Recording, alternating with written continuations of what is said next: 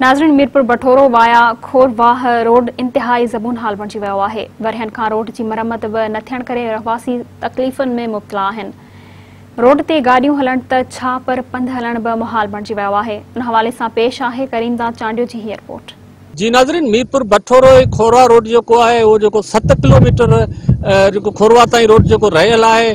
उन लाइ जेके हिते रहवासी आहिनि उहे सख्त परेशान आहिनि। हिते जो रोड टुटल है उन जी वजह सां जेके हिते गाॾियूं हलाइण मुश्किल थी वियूं आहिनि। हिते जा जेके माण्हू आहिनि उहे बीमारी जे मसइलनि में ऐं तड़पी रोडनि ते फोत थी था वञनि, पर उहे अस्पताल नथा पहुची सघनि। इन सिलसिले में हिते जे रहवासियुनि एहतिजाजी मुज़ाहिरो कयो आहे। असां उन्हनि सां ॻाल्हि ॿोल कंदासीं त हीउ रोड छो नथो ठहे, हिन जा कारण छा आहिनि।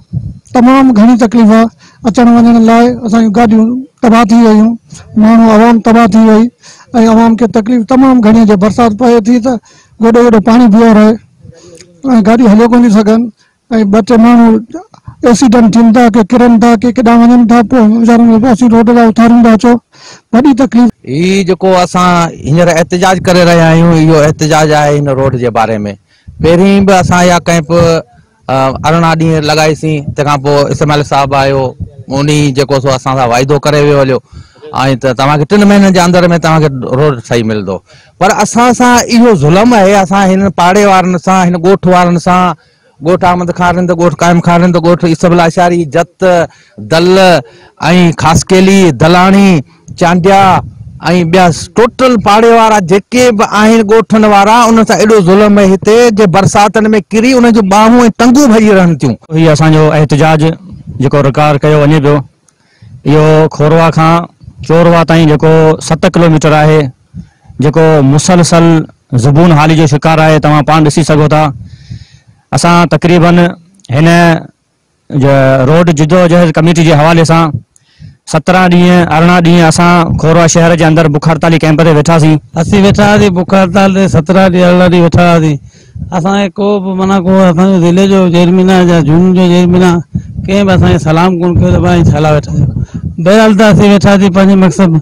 नेटेश महाराव साहब आयो, उन असांखे चयो त बाबा हाणे उथो, आगे 3 महीना मूंखे छॾियो, 3 महीने खां पोइ आगे रोड ठही मिलंदो। बठोरो रोड रहियल 7 किलोमीटर गुज़िरियल 40 सालनि खां वठी ज़बून हालत में पियल आहे ऐं हिन रोड ते असांखे तमामु तकलीफ़ अचे थी।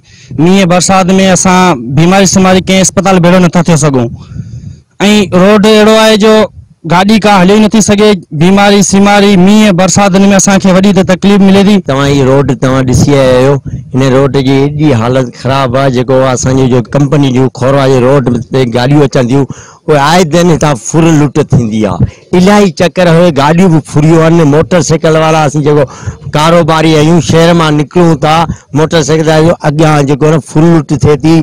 असांखे एॾो हिन रोड ते हाणे डपु थिए थो जेको असीं शहर में अची वञी मज़ूरी कीअं करियूं। असांजो जेको मुतालबो हो, असीं महीनो पूरो जेको आहे सो वेठासीं हड़ताल में, पोइ केरु ॿुधे ई न। असीं महीनो सॼो वेठासीं। नेठ हिकिड़े ॾींहुं शहीद फाज़ल जो पुटु इस्माइल राव असां वटि आयो, उहो वाइदो करे वियो त जेको आहे सो रोड तव्हांखे 2-3 महीननि में आऊं ठाराए थो ॾियां। कैमरामैन इंतज़ार खटी सां गॾु करीमदास चांडियो, मेहरान टीवी न्यूज़, मीरपुर बठोरो।